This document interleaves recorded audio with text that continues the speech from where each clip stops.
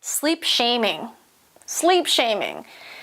Do you ever feel bad? I feel like I'm starting a commercial. Do you ever feel bad when when you sleep in, when you don't feel like getting out of bed, when you just feel the need to take a nap or whatever circumstance, my sincerest apologies, whatever circumstance you may be in. I mean, sometimes it's warranted, sometimes more so the reason is obvious, but like, what if it doesn't make sense to your family? What if you and your partner, are getting into little arguments or whatnot because you're being lazy or however it could seem. So like sleep shaming occurs when you feel the need to rest or sleep or stay in bed for whatever reason, and you feel bad about it.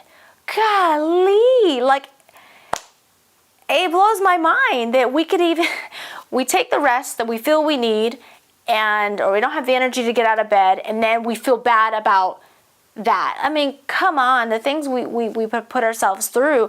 So a little story is, I remember being pregnant with my first son, and my first child is actually my stepson from the marriage, and he was 7 going on 8 when his dad and I married, and then we had 2 sons the following year. But point being is that I would cry.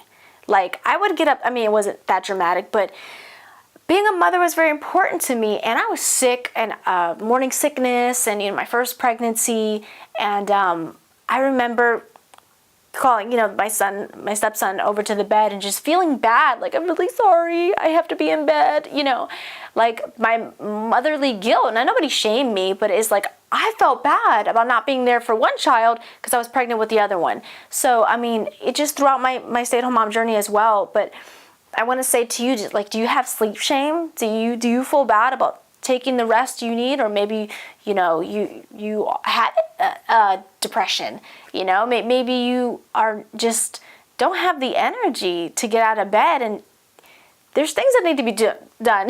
House needs to be taken care of, and priorities and errands, and when the school gets back in session, there's so many reasons. Obviously, we need to be out of the bed, living our lives and expanding and evolving. But what happens when a stay-at-home mom doesn't want to? What happens when you're sleeping, you're resting? What might be deemed as a little too much? So do you ever have that guilt of taking that rest? So it's more so a conversation of, you're not alone, okay? Certainly not alone. I think a lot of us go through that, and it's bull crap that we would even do that to ourselves. But it's just to extend the heartfelt sympathy that if you are going through that, or if you feel bad about taking that rest, we're in it together, sister. But also, what are your conscious remedies? How are we going to fix this together? So I guess more is just like a powwow.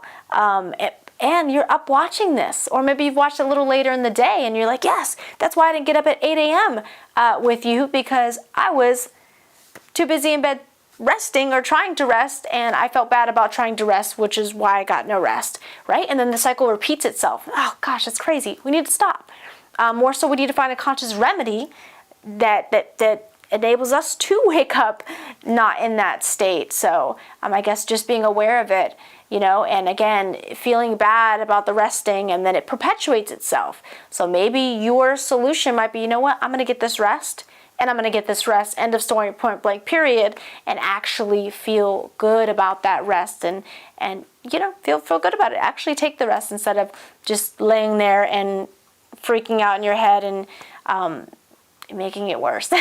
So it's just to open up the conversation to say, hey, I feel you, sister. I totally understand. It happens. Maybe it happens for years for you. It's just, you understand. Other people might not, but when it comes to being a stay-at-home mom and a mom, little kids, different ages, different stages of your development as a woman, as in the role of being a stay-at-home mom, and it may not make sense to other people, but we understand that sleep shaming could really not cool, uncomfortable.